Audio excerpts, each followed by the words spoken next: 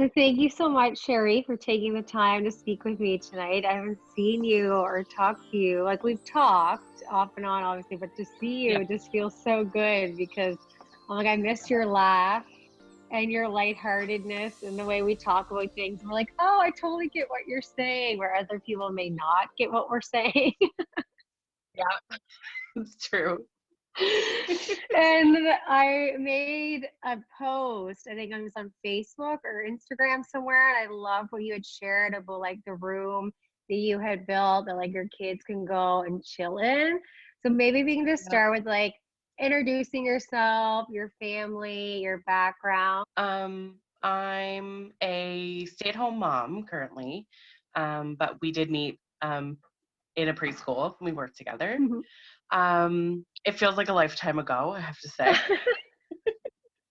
It does. But yeah, I have two little boys. One's almost 7, and the younger one is 2. And my husband, William. And so with the room, to make a long story short, we had our roof replaced a few years ago.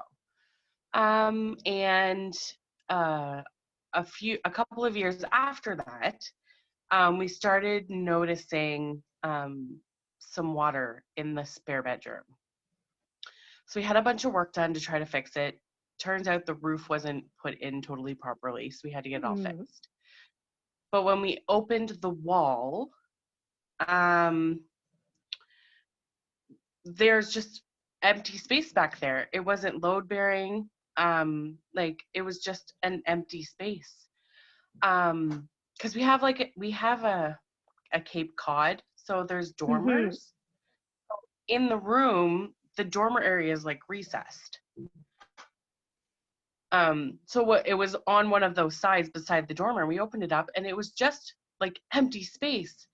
And my husband and I just, sometimes we have these moments, you know, like where we're just on the same page, and we looked at each other and was like, this would be a really awesome crawl space for the kids. Because we had already had plans to move both the kids into that room. Yes. Because it's bigger than the one that Christian was in before.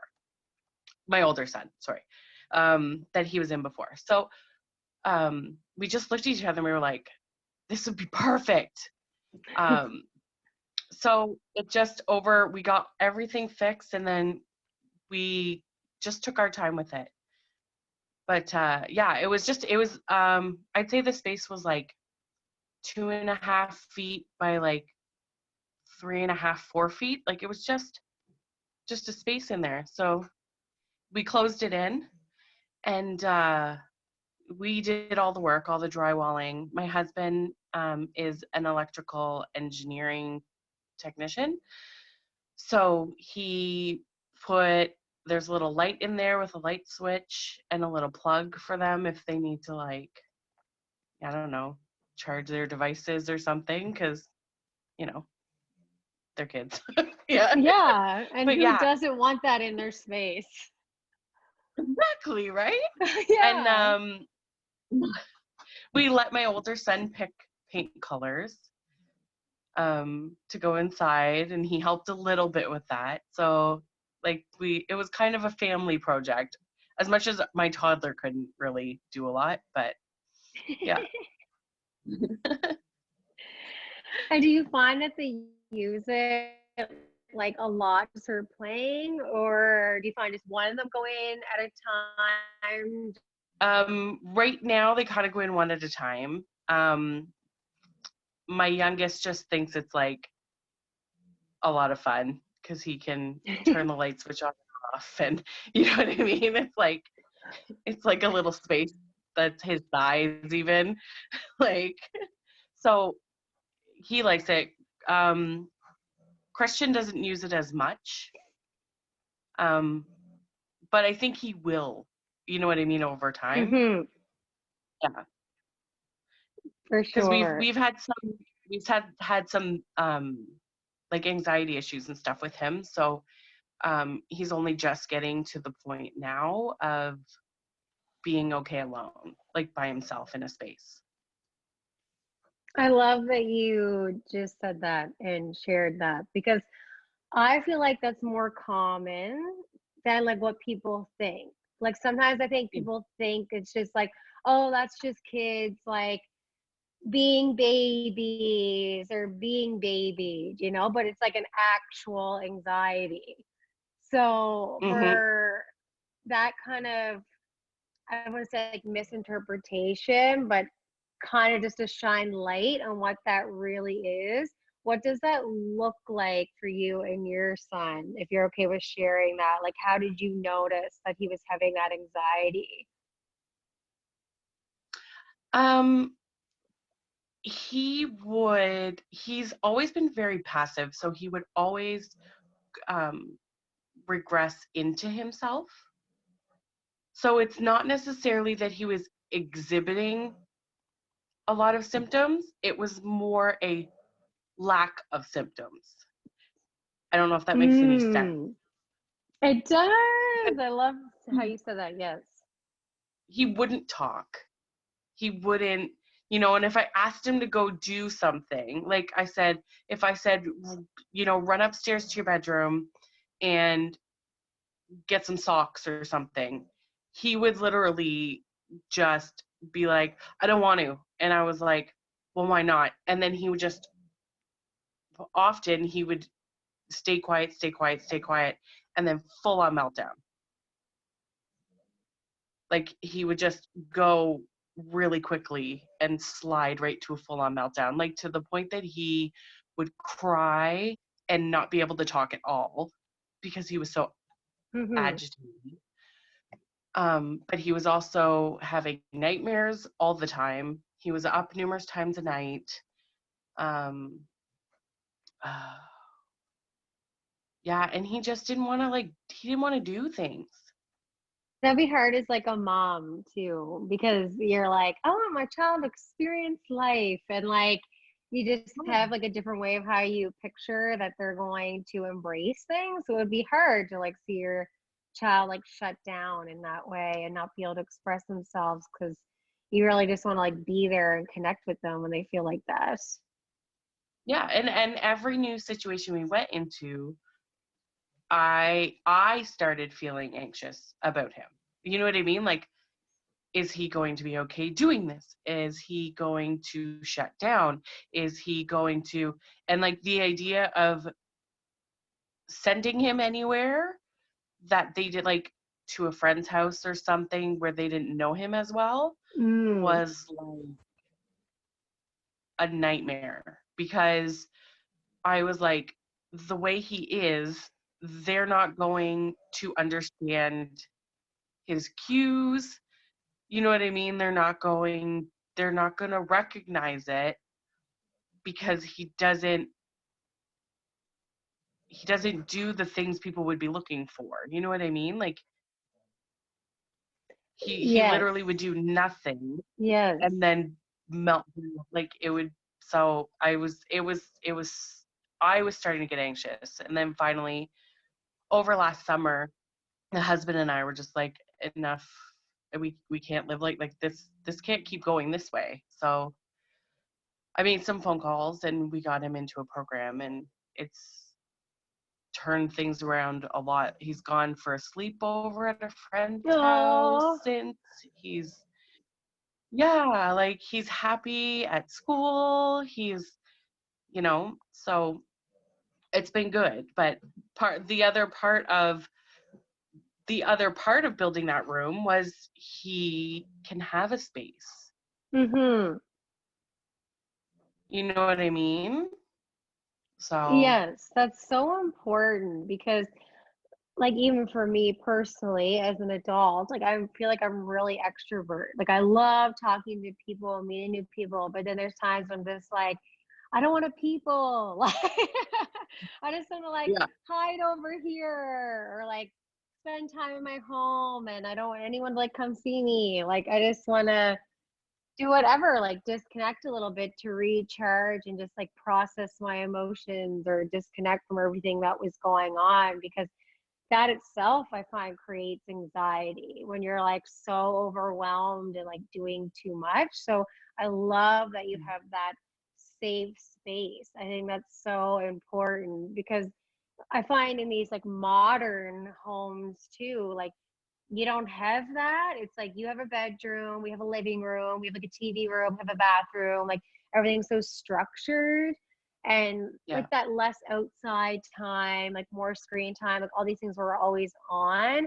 So you don't get to have like just that separate time. Like I know growing up, me and my sister had the whole upstairs to us. Like we just had 2 bedrooms upstairs and that was it. And we loved it because we knew like we could play together, but then it'd be like, hey, I'm going to my room and no one else ever has to come up here for anything unless it's Yeah. literally to like supper's ready. So it was nice to like have that little break. What is like some Yeah. advice for say like another mom or parent watching this that maybe they're noticing similar anxieties in their children? What is some advice that you would give them? I would say don't be afraid to reach out because Mm-hmm. I know we were and we struggled on our own because it was like, you kind of would hear it sometimes from the family where like, he's just being a kid. And I'm like, Mm-hmm. no, like, like they're your kid, Yeah. So it's just like, yeah, like just follow your instincts, follow your gut, and don't be afraid to ask for help. You know, in a Mm-hmm. lot of cases, the help is there.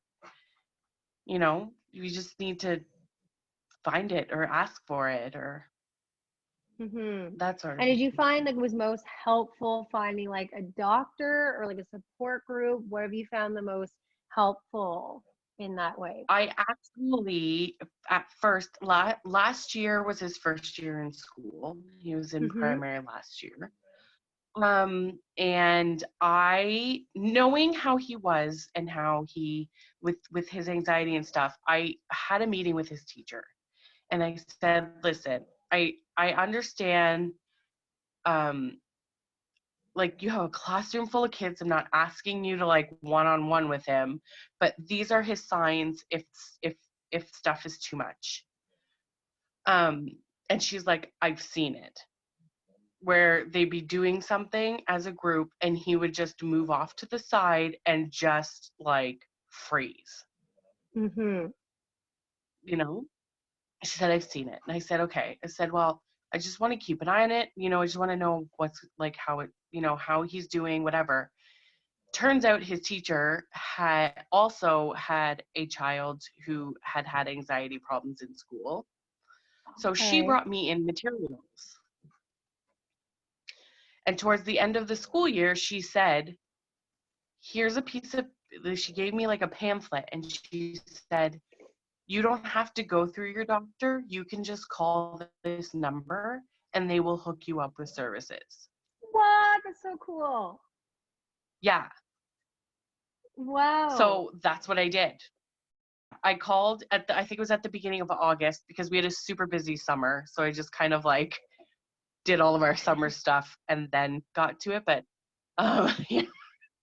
um, I called and it was like we had to wait I waited 4 or 5 weeks probably. And then they called me back and they got us right into the program. Like probably within another month, we started the program. Because I feel like that's like the scary part. Like after you ask for help, people are like, but then how long is the process going to be? And how many people am I going to have to tell? And, like, am I going to reach a Yeah. dead end or do I have to pay money? Like, Yeah. you're so Yeah. concerned about like what the help is going to look like that it's like so scary to take that leap. Yeah. And I literally just called the number she gave me. It was like a mental health department or something. I Mm-hmm. called them. They took down our information, mine and his, and they said, we think he'd be suitable for this program. What do you think? And I said, sure. I'll take anything right now. Yeah. That's so great. Yeah. And for you, like being a mom, but also having the background of early childhood education and teaching, it would be so vulnerable to have to ask for that help too. And you're kind of like have that expectation put on you that, well, you should know this and that. And sometimes we put that expectation on ourselves and Yeah. other people do that too. So that's just like really beautiful that you're able to just be like, come on, we're doing this. Yeah. What are some other things that you've done, either like from direction of a professional or just you intuitively that you've done to support your children with anxiety or just helping them process things like the room? Is there like certain foods you give them or not give them, or a certain schedule? Like, what are some things that you found have really worked? We definitely have a schedule, especially with a child with anxiety, you know, having that predictable routine does a lot. Like Mm-hmm. anything outside previously, now we're not so bad. Like but anything outside of the regular would be like it would be like 20 questions. Well, not 20, Mm-hmm. probably 100. It would be like Yes. 100 questions. But why? Why are we doing this? When are we doing this? When's it happening? How's it happening? You know, and it would literally be like question after question, rapid fire like that. You know, but it'd be Mm-hmm. but when, but where, but how, but you know, because he's trying to like wrap his little brain around it. Yeah. Um and calm himself down, but it wasn't, he was working him, he'd work himself up, right? Mm-hmm. So yeah. And do you find, like looking back on your childhood, do you feel like you felt like that ever as a child and you wish someone could have supported Oh you in that way, or even like your husband? no, he definitely, like he, in a lot of ways he is me. You know, Hmm. he's very introverted. He's very um kind of like laid back. um you know, he likes to be a homebody. He likes to go out sometimes, but he's like, so he's very much like me. And that's another reason I gravitated so strongly to that room, and the having that crawl space is that, you know, I grew up in a house with two younger sisters and my parents, and I Mm-hmm. can remember I can remember being, I don't know, 11 or 12 and hiding in my closet Mm, to get food. yeah. You know what I Yes. mean? Yes. So You're like, how do I lock the yeah, closet door? yeah, yeah, yeah, It's like Freaky Friday. Don't open the door because I'll scare you. yeah. Just leave me alone. Oh, I know that feeling. Yeah. So now, you know, at least this way, if they need it, they have it. Like we put pillows in there. They have a little foam couch that they can sit on in there. You know, like make it comfortable. And Hmm. When you were going first initially through this situation, like with Christian, how did you find you had to support yourself? Because that would also like cause a lot of anxiety just for you. to be honest, you know, before we got into the program, I wasn't doing much for myself. I was so caught up in trying to do all of it, you know what I mean, to keep it all together and keep it all functioning, and trying to make his world easier, that I wasn't doing much. But part of the program we got him into, they pushed, you know, you need to take time for yourself and do this Mm-hmm. and do that. So, you know, I am now trying to, you know, like when Malachi, my youngest, is asleep, you know, I try to take 20 minutes or half an hour to just sit and like drink some coffee or, you know, read a Mm-hmm. book just to have a minute so I can hear my That own sounds so thoughts. nice. Yes. Because Yeah. you are Yeah. super intuitive as well. Like you have like your own gifts in that way. So sometimes like we are so in tune like that to then have like all that chaos of like the outside world like inflicting with that, it like gets extra Yeah. overwhelming. And I did want to like ask you this just because I know you are intuitive in things like that. That with your gifts, just because a lot of people that do like listen to the podcast or watch the show are like intuitive as well. Some are psychic, some are just starting to get like in tune with what I call like the self, like their inner power, listening to their inner voice.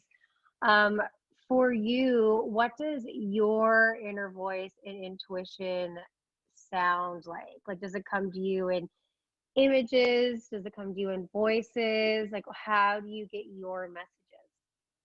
A lot of it is emotion. Mm-hmm. I feel it. Yeah. And sometimes I have what you would call clear cognizance. The Mm-hmm. thought just comes into my head and I know it's the right one. That's a way of putting it. So for someone that's kind of like new to getting those messages, how would you guide them to kind of experiment with listening to that more? I think part of it like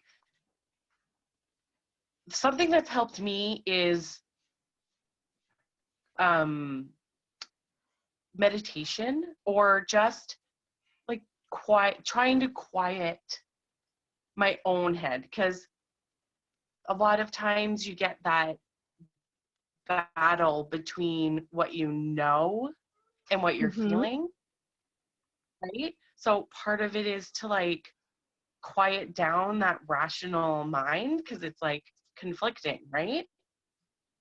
Mm-hmm.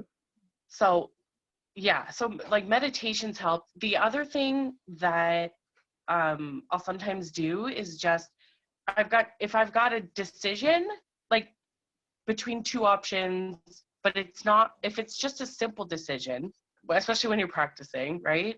Like what do I want for dinner, and I have option A or option B. Take a second, close your eyes, quiet the moment, and let it come to you, right? Like I just take that deep breath, try not to think of anything, and just the first thing that comes into your head, that's your answer. I like it because it's starting out like with something simple, but instead of just being like, hey, I'm just going to choose that, it's actually like seeing what you actually want or what you hear and then actually acting on that instead of just seeing like, oh, I only have one option.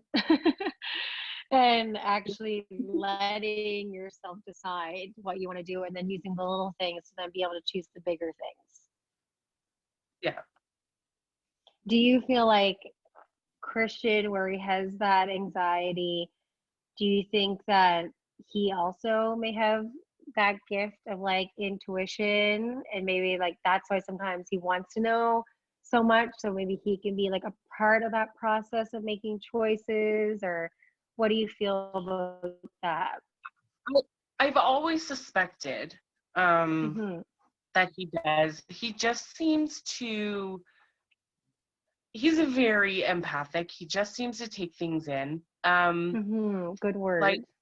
for for example, um, I had somebody over who was going through a hard time.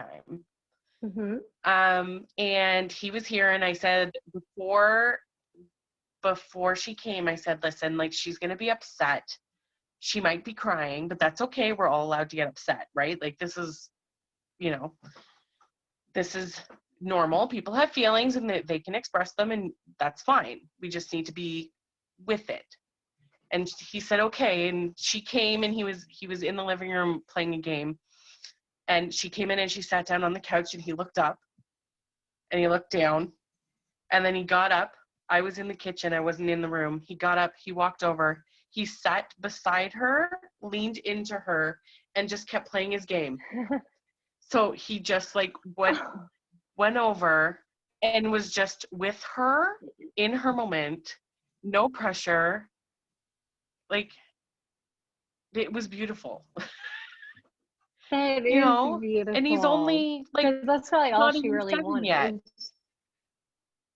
And that's Yeah. it. And she said to me after, she's like, I couldn't believe it. Like, he didn't try to make her less upset. He didn't, you know, he was just like, I'm here.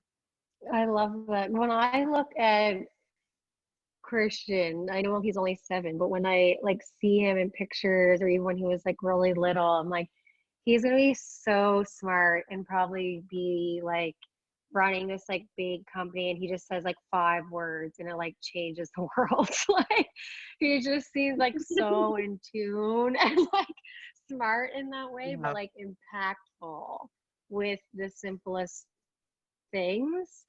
So that's just Yeah. really powerful. Hmm. Do you have any final like words of wisdom or advice or anything that you would give to other parents maybe in the situation or just towards like children and anxiety in general? I don't know. I have a hard time because it's like, well, I'm sure a lot of people go through this, but you're like, I'm not an expert. Who am I to tell somebody? But I mean, there's always somebody going through something similar. You know what I mean? Like, you're not the only one. Hmm. You feel like the only one, but there's somebody out there who can empathize. Hmm. Thank you so much for taking the time to speak with me tonight. It's nice to see your face again.